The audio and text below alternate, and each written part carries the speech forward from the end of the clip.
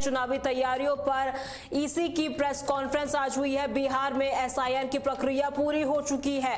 देखिए, बिहार चुनाव को लेकर इससे पहले ईसी की बैठक हुई है, जहां पर 90,217 बीएलओ ने शानदार काम किया है। ईसी की ओर से बयान जारी किया गया है, जहां पर प्रेस कॉन्फ्रेंस की गई और यहां पर बिहार में वोटर लिस्ट सुधार का काम हुआ है। ज्ञानेश कुमार की ओर से ये पीसी में कहा गया है और साथ ही सभी मतदाता अपनी जिम्मेदारी निभाएं और वोट जरूर करें।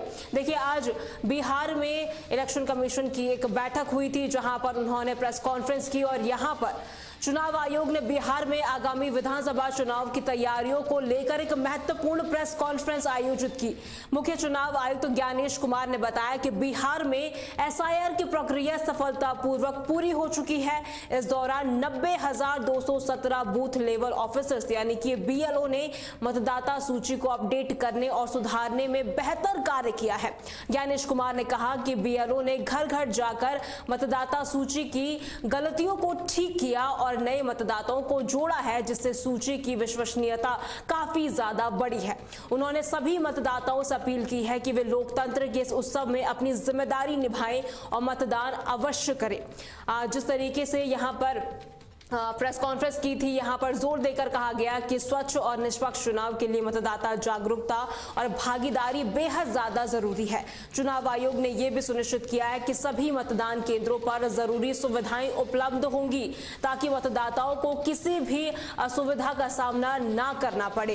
ये बड़ी खबर हम आपको बता रहे हैं, जहां पर बिहार में वोटर लिस्ट सुधार का काम हुआ है। ज्ञानेश कुमार की तरफ से कहा गया है। देखिए, आज बिहार में इलेक्शन कमीशन आए थे और यहाँ पर एक बैठक हुई, जहां पर प्रेस कॉन्फ्रेंस की गई, जहां पर प्रेस कॉन्फ्रेंस में बिहार में किस तरीके से चुनावी रणनीतियों पर काम किया जा रहा है। बिहार में एसआईआर की प्रक्रिया पूरी हो चुकी है। 90,217 बीएलओ ने शानदार काम किया है, सीसी की ओर से कहा गया है। और यहां पर बिहार में वोटर लिस्ट सुधार का भी काम किया गया है। और ऐसे में देखिए, बिहार चुनाव काफी ज्यादा जो है लगातार यहां पर बिहार चुनाव को लेकर, चाहे वो पक्ष हो विपक्ष हो, लगातार अपना एड़ी चोटी का जोर बिहार चुनाव में लगा रहा है। और ऐसे में इलेक्शन कमीशन बिहार पहुंचा था और यहां पर उन्होंने एक बैठक आयोजित की, प्रेस कॉन्फ्रेंस की और यहां पर ज्ञानेश कुमार ने कहा कि बिहार में वोटर सुधार का काम पूरा हो चुका है। एसआईआर की जो प्रक्रिया थी वो भी पूरी हो चुकी है। उन्होंने सभी मतदाताओं से अपील की है कि वो वोट करें, लोकतंत्र के इस पर्व में भाग ले। फोन लाइन की ओर रुख कर लेते हैं। अमरजीत सिंह संवाददाता बिहार से हमारे साथ जुड़ चुके हैं। अमरजीत, देखिए, आज इलेक्शन कमीशन की बैठक हुई है, प्रेस कॉन्फ्रेंस उन्होंने की है। क्या कुछ एक इंपॉर्टेंट पॉइंट थे जिस पर इस प्रेस कॉन्फ्रेंस में बातचीत की गई? अमरजीत, देखिए अमरजीत, यहाँ पर कहीं ना कहीं प्रेस कॉन्फ्रेंस किया गया है। यहाँ पर क्या क्या मेन पॉइंट थे यहाँ पर जिसको लेकर ईसी ने बातचीत की और जिस तरीके से उन्होंने जो बिहार की जनता है वहां पर काम किया? ज्ञानेश्वर जी ने प्रेस कॉन्फ्रेंस में कहा है कि जी सभी पार्टियों के 3-3 प्रतिनिधि बैठक में भाग लेंगे और इस पर एक मीटिंग कराई जाएगी जी। और बिहार के मुख्य निर्वाचन जी विनोद सिंह गुजियाल ने मुख्य निर्वाचन आयुक्त उन्होंने कहा है कि जी प्रत्येक दल के 3 प्रतिनिधि रहेंगे। जी पत्र के मुताबिक बैठक की अध्यक्षता मुख्य चुनाव आयुक्त ज्ञानेश्वर कुमार करेंगे। जी अमरजीत, देखिए, नई सुविधाएं की बात की गई है यहाँ पर, तो ऐसे में इस बार मतदान केंद्रों पर क्या क्या नई सुविधाएं दी जा रही है? नई सुविधाएं जिससे मतदाताओं को आसानी से वोट देने जाने की प्रक्रिया पर मूलतः से विचार किया गया है। जी जो मतदाता जाकर के आसानी से वोट दें और सभी मतदाताओं के अंदर में जागरूकता का अभियान चलाया जा रहा है।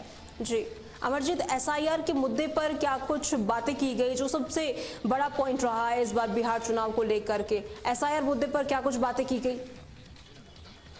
जी देखिए, एसआईआर मुद्दे पर बातें की गई है। इसमें कुछ वोटर लिस्टों में जी कुछ ये किया गया है जिसमें कुछ वोटरों जो ये थे उनको हटा करके कुछ नए लोगों को जोड़ा गया है। जी और जी जी अमरजीत, बहुत बहुत धन्यवाद हमारे साथ जुड़ने के लिए।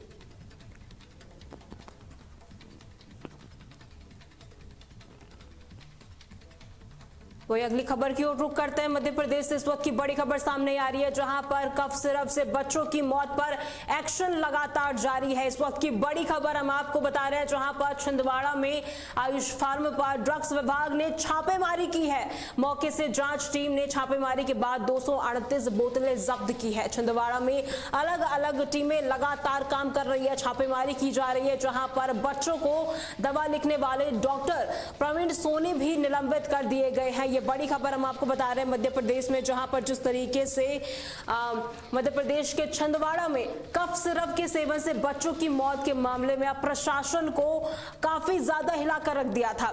इस गंभीर मामले में ड्रग्स विभाग ने तुरंत कार्रवाई करते हुए आयुष फार्मास्यूटिकल के ठिकानों पर छापेमारी की।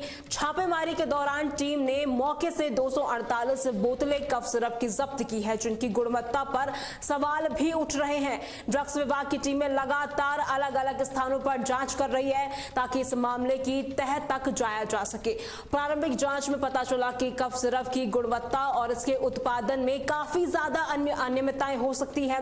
इस मामले में बच्चों को ये दवा लिखने वाले डॉक्टर प्रवीण सोनी को भी निलंबित कर दिया गया है।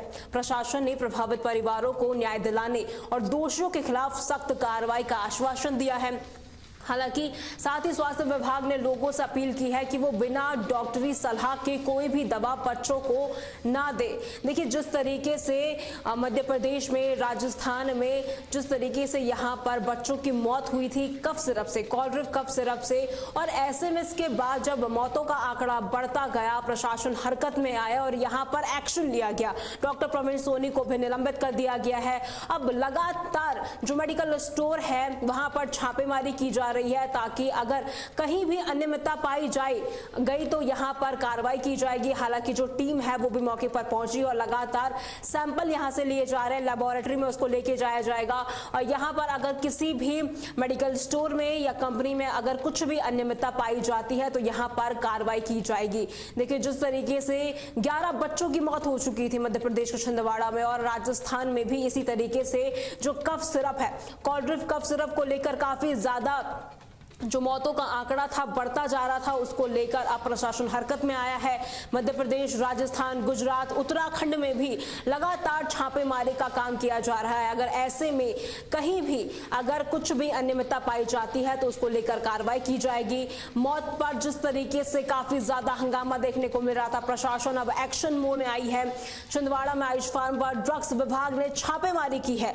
मौके से जांच में टीम ने 248 बोतलें जब्त की है। छिंदवाड़ा में अलग अलग टीमें लगातार छापेमारी कर रही है। देखिए, प्रशासन काफी ज्यादा हरकत में आ चुका है और ऐसे में जगह जगह पर छापेमारी की जा रही है। और ऐसे में जिस डॉक्टर ने दवाएं लिखी थी उन्हें भी निलंबित कर दिया गया है। तमिलनाडु में भी जिस तरीके से इस कंपनी का संचालन हो रहा था और यहां पर तत्काल प्रभाव से उसे बंद कर दिया गया है। और ऐसे में लगातार जो अन्य राज्य हैं जहां पर भी इस दवाई की सप्लाई होती थी उसको लेकर भी यहां पर एक्शन मोड में हर राज्य की सरकार यहां पर एक्शन मोड में नजर आ रही है। और ऐसे में कहीं पे भी अनियमितता पाई जाती है तो उसको लेकर एक कार्रवाई की जाएगी, सख्त कार्रवाई यहां पर की जाएगी। ये बड़ी खबर, बड़ी अपडेट हम आपको मध्य प्रदेश से दे रहे हैं, जहां पर कफ सिरप से बच्चों की मौत पर एक्शन लगातार जारी है। जिस तरीके से कफ सिरप के सेवन से बच्चों की मौत ने प्रशासन को काफी ज्यादा हिलाकर रख दिया है और ऐसे में प्रशासन पर, सरकार पर प्रेशर बढ़ता जा रहा था। इस गंभीर मामले में ड्रग्स विभाग ने तुरंत कार्रवाई करते हुए कई जगहों पर कई जो ठिकाने हैं वहां पे छापेमारी की है। छापेमारी के दौरान टीम ने 248 बोतलें कफ सिरप की जब्त की और इनके जो सैंपल है वो लिए गए हैं, लेबोरेटरी में इनको लेके जाया जाएगा और यहां पर इनकी जांच पड़ताल की जाएगी। प्रारंभिक जांच में पता चला कि कफ सिरप की गुणवत्ता और इसके उत्पादन में अनियमितताएं भी हो सकती है। इस मामले में बच्चों को ये दवा लिखने वाले डॉक्टर प्रवीण सोनी को भी निलंबित कर दिया गया है। ये बड़ी खबर हम आपको बता रहे हैं, जहां पर डॉक्टर प्रवीण सोनी को निलंबित कर दिया गया है। प्रशासन ने प्रभावित परिवारों को न्याय दिलाने और दोषियों के खिलाफ सख्त कार्रवाई का आश्वासन भी दिया है। साथ ही स्वास्थ्य विभाग ने लोगों से अपील की है कि वो बिना डॉक्टर की सलाह के कोई भी दवाई बच्चों को बिल्कुल भी ना दे, क्योंकि बच्चों की सेहत का सवाल है यहाँ पर। और ऐसे में अब लगातार छापेमारी की जा रही है और एक्शन लगातार जारी है।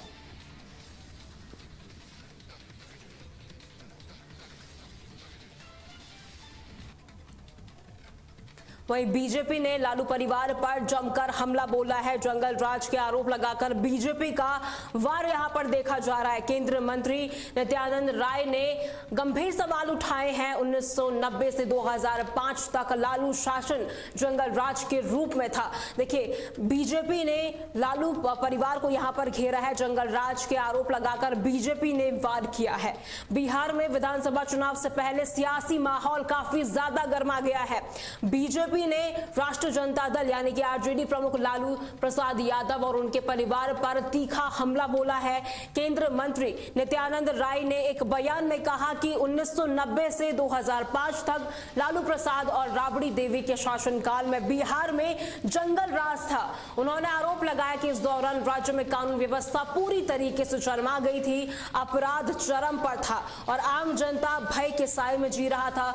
बीजेपी ने इस मुद्दे को चुनावी रणनीति का हिस्सा बताते हुए लालू परिवार पर भ्रष्टाचार और कुशासन का आरोप भी लगाया है। नित्यानंद राय ने कहा कि बीजेपी एनडीए सरकार ने बिहार को जंगल राज से मुक्ति दिलाई है और विकास के रास्ते काफी ज्यादा यहां पर बीजेपी की सरकार ने, एनडीए की सरकार ने खोले हैं। इस बयान पर राजद की ओर से भी अभी तक कोई आधिकारिक प्रतिक्रिया सामने नहीं आई है, लेकिन माना जा रहा है कि यह बयान बिहार की सियासत में एक नई बहस छोड़ सकता है।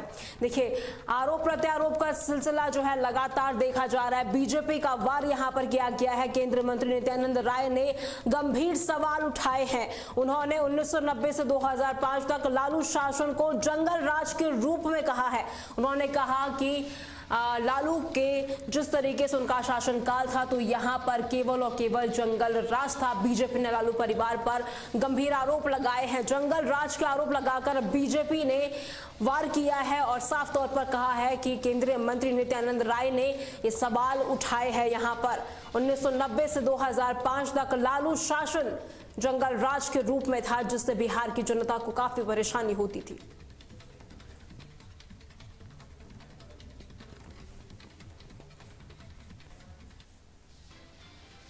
बड़ी खबर में फिलहाल के लिए इतना ही। खबरों के लिए बने रहें तहलका डिजिटल के साथ।